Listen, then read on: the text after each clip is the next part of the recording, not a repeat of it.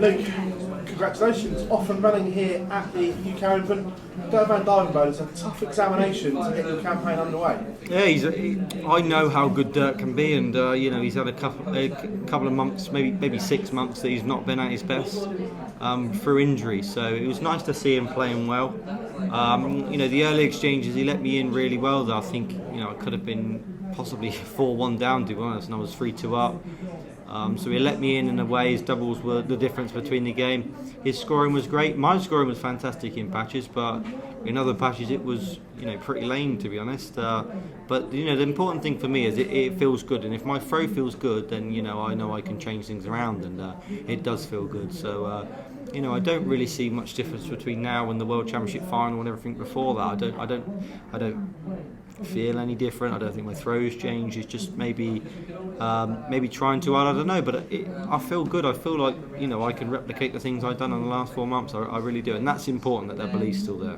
The fact you were last this evening, was that a help? Because obviously we know because of the draw, you don't know when you're going to be on. So you had maximum prep time where other players maybe only had a couple of hours. Was that an advantage, do you think? It can be both. I mean, I was there at 4:45 because you could be second or third or fourth, so you don't know. So you want to be there just in case. Because if you're there at 4:45, you're playing at 8, you want at least 3 hours prep time. And I wasn't second, and then I was not third, I was fourth. So yeah, it can have that thing where you're 5 hours then, which is a long time. But if you go back to the room and relax too much, you might make yourself a bit tired. So it can have both effects. But obviously, I'll know tonight when I'm playing before I go to bed, which is obviously good for me. I know how I can prep. Did you get a nice feeling coming back here to mine? I know it's a different tournament to the one you won, but the same venue. And was it a nice feeling coming through the doors this evening? Yeah, definitely. I've got decent memories from here. Obviously, I won my World Youth title here, won the Players Championship finals here. Obviously, UK Open when I went into final wasn't here, but I've got good memories of this tournament. But this is one of my favourite tournaments. I think most of the players will say that it's fun, it's enjoyable, it's unpredictable. If you go on and win this is one of the toughest, in my opinion. So, for me, I'm just here to enjoy myself, and if I get to that main stage of last 16 quarterfinal, obviously I believe that the win is within my sights. But I'm just going to enjoy it until it gets to that point. Posting some really good numbers at the moment, perhaps not getting the results to reflect those numbers. Do you feel it's only a matter of time until your luck changes? Yeah, you've got to write your own luck. I think you can't always rely on people to miss against you and you take out that shot.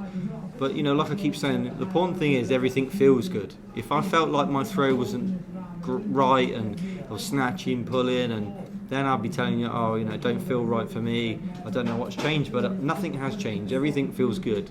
I'm just someone that's managed to create an amazing 4 months for myself last year. I did something that I never thought I'd do. So this is all new for me. Obviously I've got a lot of pressure on my shoulders, but it's only up to me to put the pressure on myself. I don't need to listen to all the pressure outside. It's up to me to not allow that pressure to put it on myself too much. And if I keep just doing what I'm doing, I'll win many titles over the years. And I just got to make sure I don't put that pressure on myself too much to perform at my best all the time. Congratulations. Thank you, Phil. Luke, when the draw came out early and you got Dirk, how is it to prepare for that? Because we know what Dirk can do. We saw glimpses of that tonight, but we know he's been struggling as well. Is it hard to prepare for that unpredictability? Yeah, because you never really know what you're going to get from Dirk. But I know that he's been playing a lot better. I don't think I wasn't there in the last Pro Tour, but I think he played all right, didn't he? So I knew that he was back playing a little bit better than he has been.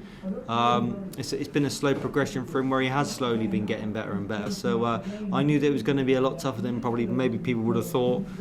His scoring was fantastic, but I feel like when you've not got the confidence, the doubles become a lot harder, and it showed up on there tonight. The doubles were, maybe he was trying too hard to hit him. His scoring was fantastic, but it was lovely to see him playing well again, because any of us professionals don't like to see anybody struggle. And he's gone through an injury, and it's nice to see him back playing a little bit better how he can. I was just very fortunate to be honest that he missed a lot of doubles, to be honest, but I felt my scoring was decent in patches. With the numbers that you have been posting, you're right up there on the stats, but do you feel like you may be a little bit of a victim of your own success? Because you've won so much and the bar is that high, and you dip just below that. people are saying this, that, and the other, and that he's lost it or whatever. But actually, he's still playing incredibly well. Yeah, I think you could have hit the nail on the head there. To be honest, I think I don't. You look on the stats, I'm not playing any better or any worse than I was last year. It's just when you're like, everything will be a lot more heightened now because I'm playing in the Premier League against the best players all the time. I'm not going to win 16 weeks out of 16. You know, I'd be happy with 2 or 3 of the 16, even 1, because you're playing the best players all the time. So I'm playing a lot more than I was last year. You'll see me lose more. You know, it's a lot tougher. But you know, like you look on the stats, I'm even playing better than I was last year, stats-wise. But I just haven't been getting the results, and that's what sometimes happens in darts. Sometimes you get the results like I did in some of the majors, and then sometimes you don't. But if I keep posting the good numbers and keep playing well, then you'll only change things for yourself, and the luck will come. And we've just seen the draw. It's Benjamin Drury's next. Have you seen much of him? Do you know how he plays? What his pace is like? How he throws? No, I don't. I actually don't know too much about him, to be honest. I'm trying to think. I think I may have seen him play in the Denmark Masters. Yeah, I think I see him. Well. Yeah. It's ridiculous in the World Cup. But he played. Well, yeah, that was the one in the World Cup as well. So I know he's a good player.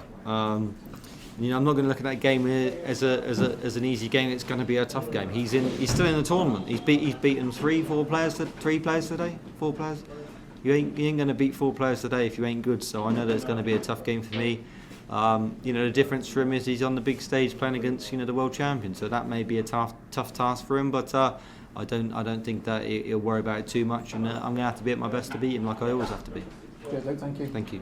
Just touching on that question, does it almost put even more pressure on your shoulders going up against a player of a relative unknown where you're 99% favourite going into? Yeah, it does, because obviously for him, you probably look at it, put myself in his shoes. If I was playing the world champion, world number 1 as a relative unknown, I'd look forward to the challenge and think, well, I've got nothing to lose. He's expected to beat me, and if I go up there and beat him, then it's upset for the cards. But you know, I think he's a tour card holder, isn't he? So you know, he's got a lot to play for.